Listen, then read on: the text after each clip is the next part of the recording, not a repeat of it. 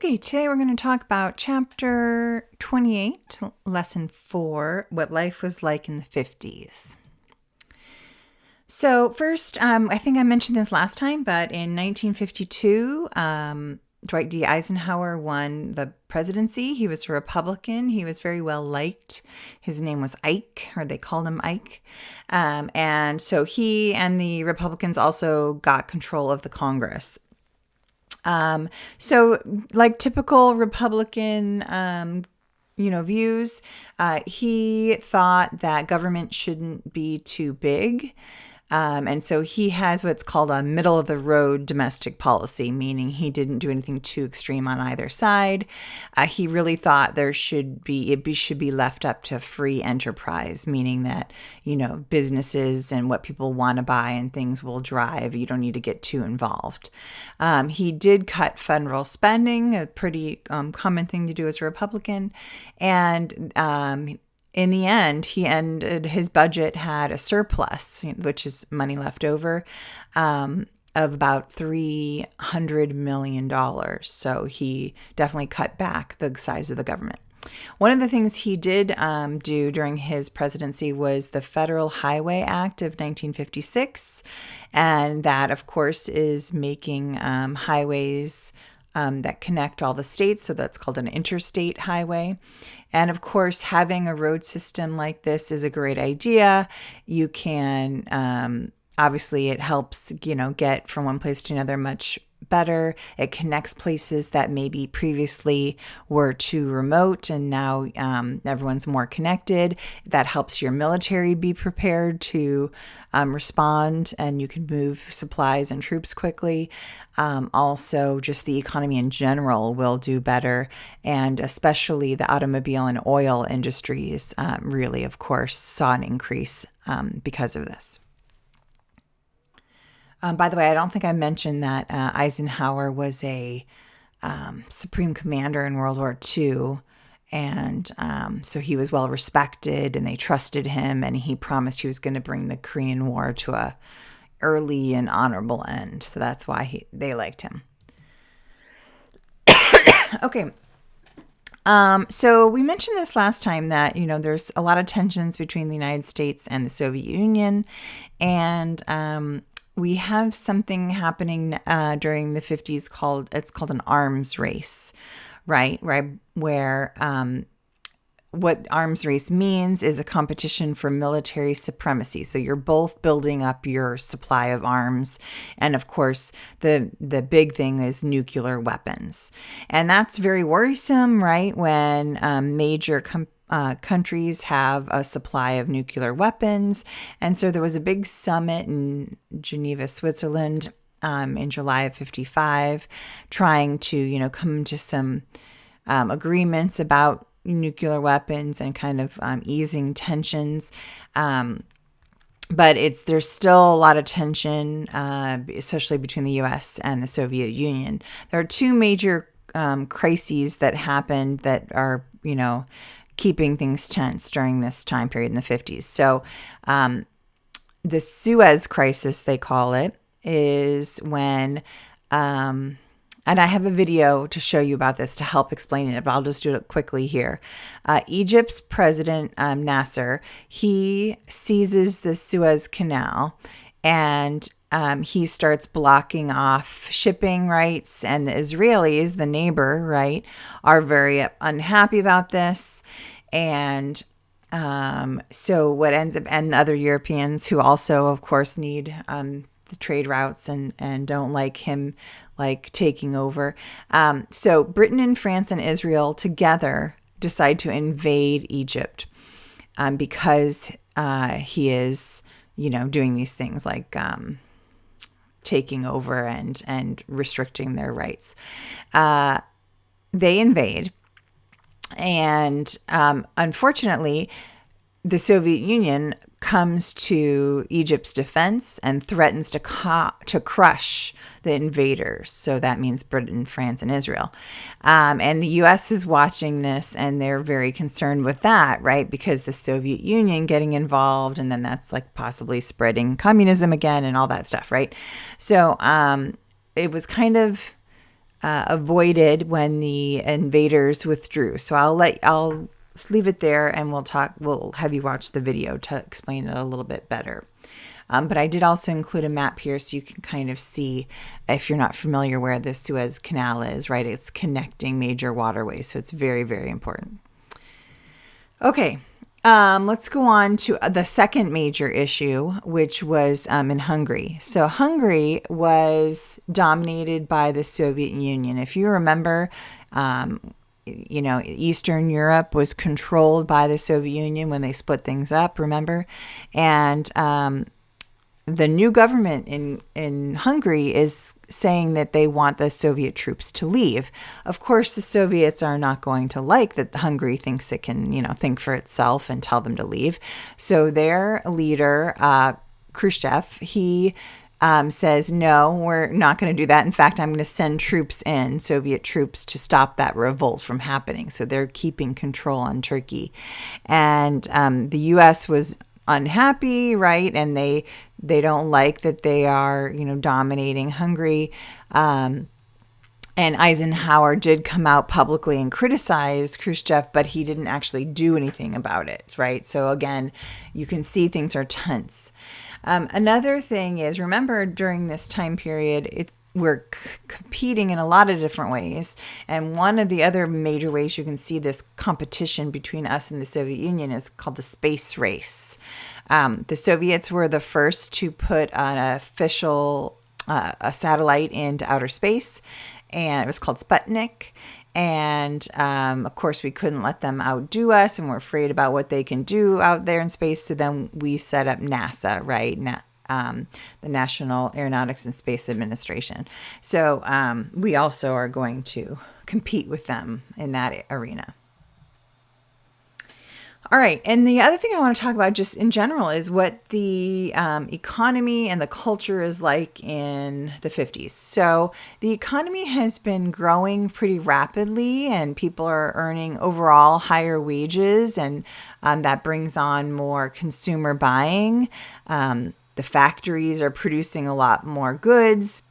And it's kind of nicknamed the affluent society, meaning that we see a lot of affluence, people who have wealth and then put it back into buying a lot of goods. Also, the companies are coming up with a lot of new products and, doing a lot of advertising that's making everyone feel like they want to have the cool new thing, right? And so they're going and making flashy cars, and the TV is invented, and washing machines, and all these devices that, they tell everyone that they need. And so people are getting into, getting these new products. And one of the things that's helping them do that, besides being, swayed by the advertising on TV, radio before that, and then TV, and then magazines. But also, we talked about this briefly before, that you can now buy on credit and pay later, and these like layaway programs and things that are making it easier for people to go ahead and spend their money and buy things. So you see a lot of fads during the 50s. Hula hoops were actually a big thing in the 50s, and they're still around today. Crew cuts for boys were the style, poodle skirts for the girls.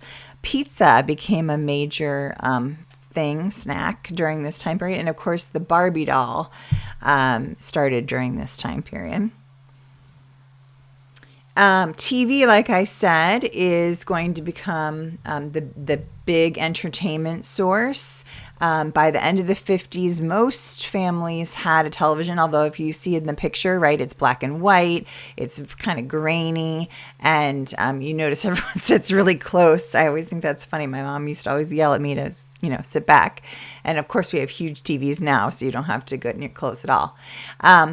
But this is a major change, right? And that there wasn't any recording or anything back then, so you'd have to tune in at the right time. They previously were used to doing the same thing, sitting around the radio to listen to a show.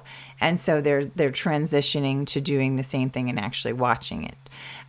So some of these shows actually transitioned from a radio show to a television show, like Fathers Know Best, I know was one of them. I have a puzzle about this too, about some other TV shows that were famous.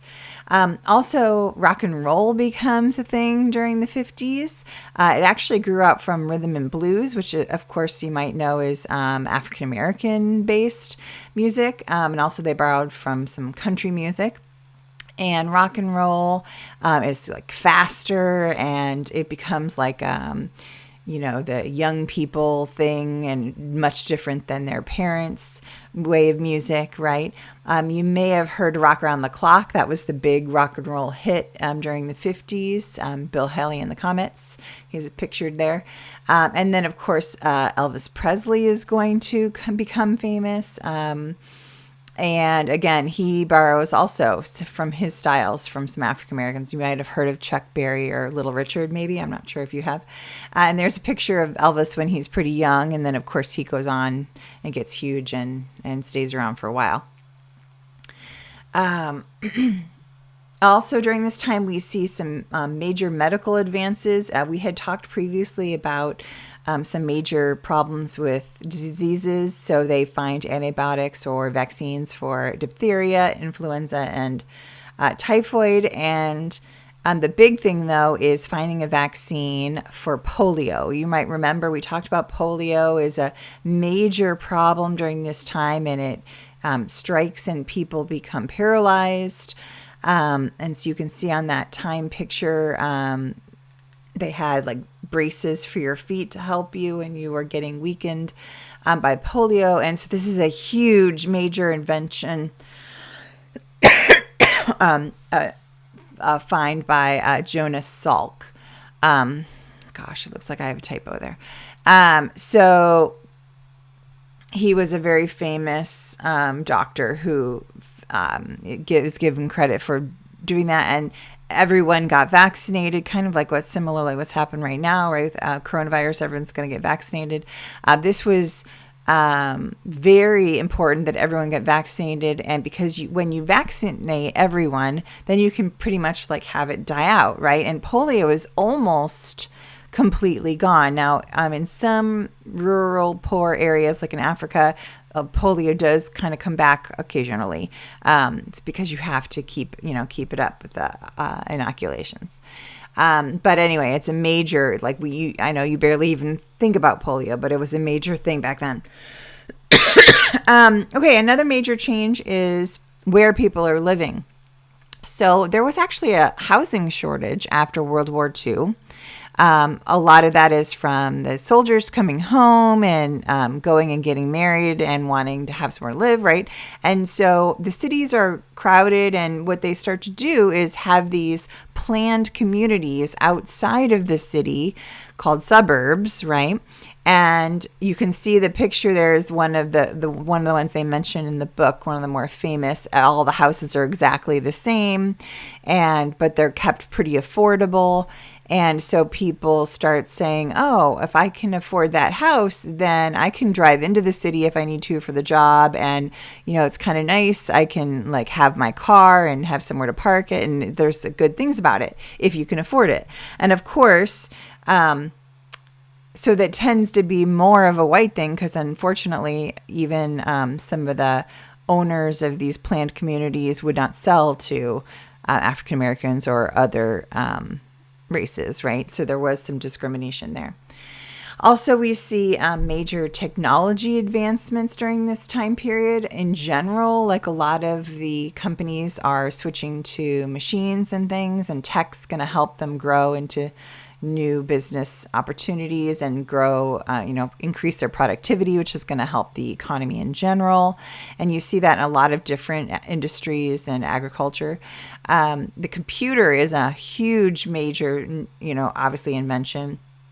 It was originally, it was not owned by regular people. It was first just the military and the government, and then eventually large corporations could try to get one, and they were huge. They took up whole rooms and they weighed tons. So they were this huge thing. And of course, now we have it amazingly as small as we do now. Okay, so more about economy. So we talked about this being, there's kind of like a nickname about it being like the affluent, age or whatever. But that's actually, you know, there's like the haves and the have-nots during the 50s. So a lot of the pictures show like white people doing well, but honestly, there are still about they say more than a fifth, right, of people who are living in the poverty line or below the poverty line. So they're really not doing well at all. So there's a different variety.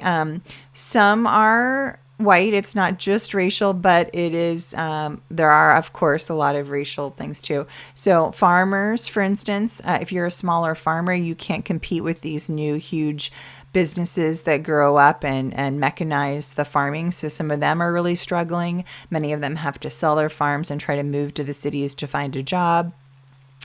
Appalachia too is really hit. Appalachia, if you don't know, is around the Appalachian Mountains.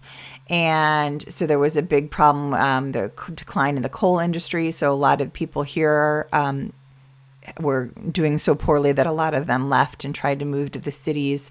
And the ones that were left in extreme poverty. So that's still true in some areas of Appalachia. They're very poor.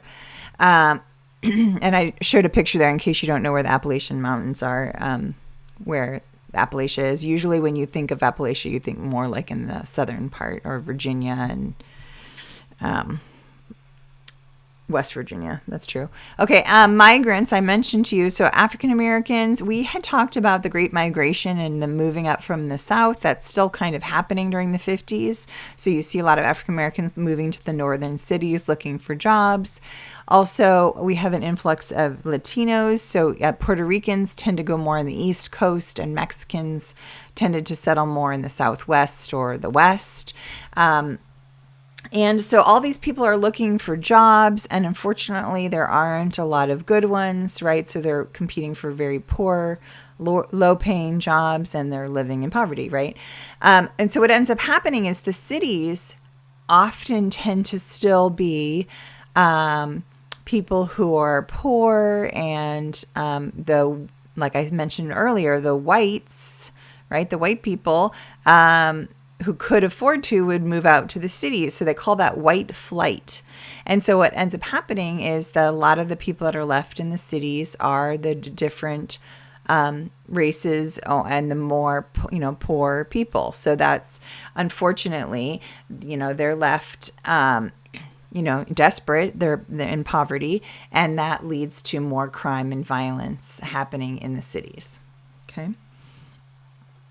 All right, and the last thing I want to talk about in the 50s is social critics. So during this time, as I'm mentioning, right, there's a lot of advertising, a lot of like everyone should go live in these like tract houses in the, white suburbia, and you should act a certain way. And like the TV shows are showing these white families and like, the way, the perfect life, and a lot of materialism. And so there did get to be some people starting to criticize that it shouldn't be, everyone thinking the same and being told what's right and what's wrong, and too much focus on possessions. And so this group of writers called the Beats were talking about this, and they're poets, right? And you might have heard beatnik, right? It's kind of leading on to like a hippie movement. But these writers were writing and talking about materialism and capitalism, and like you should think for yourself. And there's a lot of like these particular guys, Jack Kerouac and Allen Ginsberg, were writing about rejecting materialism, and they were really open to new ideas like Eastern religions. I don't know if they were both Buddhist. I know at least one of them was. And it's okay to think differently and be different. And it's going to lead to kind of like the hippie movement later, right? Like that kind of idea of like free thinking. And of course, the 60s, we know we're going to get to that. And I'm just trying to foreshadow for you that this new generation of thinking of like the 60s, right? Like more free thinking.